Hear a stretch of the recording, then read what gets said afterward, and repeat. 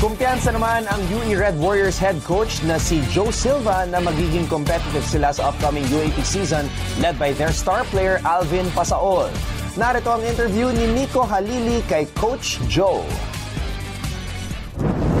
Mga kapamilya, kasama po natin ngayon dating champion coach sa UAP Juniors, ngayon naman is looking to win a championship in the UAP Seniors, the head coach of the UE Red Warriors, Coach Joe Silva. Coach Joe. Afternoon. Thank you for having me. Leap of faith ba, going from juniors to now coaching as a head coach sa college? Sobrang leap of faith kasi I never thought na makakarating ako sa posisyon na to. Plus, galing pa sa ibang, plus pumunta pa ako sa ibang school. So talagang, nung tumawag sa akin yung UE, talagang tumalon ako, I jumped. Now that you've spent time with your players, with your new team, di ba, kakagaling nyo lang ng Taiwan, yes. Right? What have you learned from your team that makes you confident for UAP Season 81? It's been 3 months that I've handled them. I've learned that as long as we stick together, as long as we're on one page, we can compete with the rest of the UAP.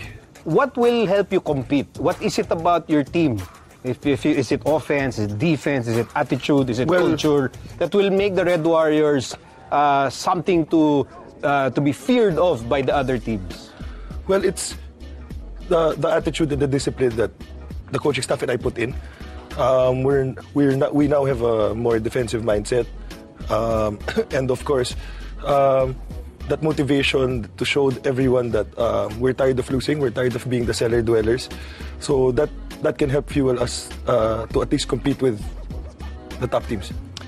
During your tournament in Taiwan, your team won the title actually, yes. No?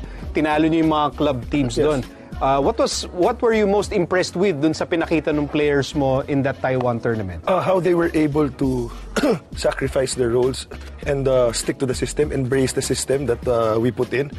It's hard to break old habits, but they really sacrificed, they really did their jobs, they really tried to make the system work. Okay, speaking of making the system work, so syempre, yung mga UAP fans, they're excited to see more offense from Alvin Pasaol. Baka maka 100 points naman siya in one game.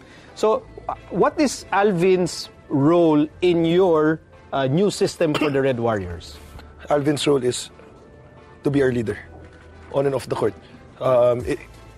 He doesn't have to score 100 points or shoot or attempt 20 times. He just has to make his teammates better. And of course, whatever you say, he's still our best player. We will put him in spots that he'll be comfortable scoring in. For people who've been following the Red Warriors through the years, when they watch your team this year, saan sila magugulat? They'll be surprised that the Red Warriors are here to compete and maybe, if we're lucky, sneak in some wins. But at least we won't be, the team that when everyone goes to the arena, he says, okay, it's UE, 1-0. That's what we instilled in our boys. Okay. Maybe when you were deciding to take on this job, syempre, pinag-isipan mo yan about the players and then paano mo palalakasin yung team. But I also would guess na tinignan mo rin yung mga makakalabang mong coach. Tab Baldwin, Franz Pumaren, So parang when you look at yung mga kalaban mong coach, may coach Bo Perasol, ganyan, is that intimidating for you or is that like, okay, I'm inspired to work hard kasi gusto kong katapatin mo? At first, before I took the job, I thought really hard because I was coming into this season, I was the least experienced coach. Everyone who's coaching now is a champion coach or an ex-PBA coach. So at first it was intimidating, but then I said, it can inspire me also to reach where they are, to aspire to be like them. So for me, it was exciting also at the same time. To be in that level. I asked you, Karina, what will fans be most excited for? What will you be most excited for? Is it the games? Is it the competition? Is it surpassing expectation? Anong pinaka-excited ka for this season?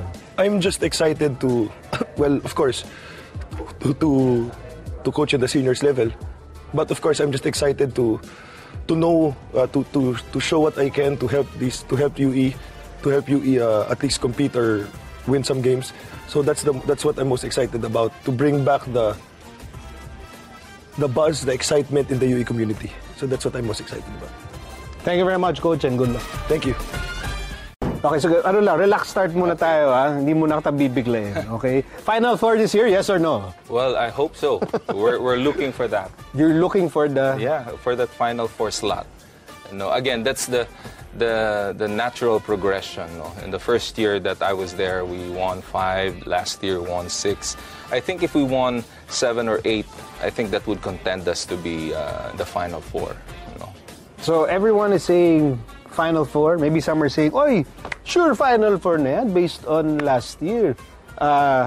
What kind of pressure is that creating for you, for your coaching staff, for your players? Well, for me, when I took the job, initially there was really minimal pressure because of the nature of the team at that time. But as we went on and the support was coming and the community got involved, the most important aspect of that is to create that kind of a mindset that people are expecting us to win, with the support that we get. And I like that. I like that as a coach. I think that my coaching staff could say it with me also, that we needed that kind of pressure a little bit, that I think even the players feel that, and that is good. They don't just feel it, they want it. Yes, and that's the difference right now. How can you tell the players like feeling that pressure from the community? Number one, you can see that in their body language during practice time. They know that the expectations are high, and if they want to win, the effort should be commensurate to that kind of expectation. They love that kind of feeling that something is expected from them. Coach, babalikan ko yung unang tanong ko. My first question was, Final Four ba, yes or no? And are you thinking in your head, ano ba naman ito sumigo? Bakit Final Four lang? We're going for the championship. Yung bang iniisip mo, Coach? Ang initial stage is just be there. Just be there, because anything happens. Just be in the Final Four. Yes, be in the Final Four, anything can happen. And it doesn't matter, 1, 2, 3, 4, yes, basta be in there. Oo, kasi I don't think that we are in a position right now to be expecting ourselves to say, hey, we have to win 10 in order for us to be 1 and 2. No, I don't think that we have that capacity right now. So what I'm saying is, be there regardless if you're on the 4th or on the 3rd spot, then we can have our chances when we get there. How is the feeling that people really look up to you and your team and are really praying for your success? Mm-hmm. So how often do people come up to you and then parang, Coach, sige na, ito na. Ang tagal-tagal na maghihintay ng championship. Oo. Etong mga millennials, itong yung mga current enrollees, syempre, ang feeling nila is they wanted to be proud of their school. Mm-hmm. Parang nasa isip nila, history lang yung kung kailan ba nanalo, but they just wanted to compete with the likes of Ateneo, LaSalle, FEU, Adams, and everybody in the UAP.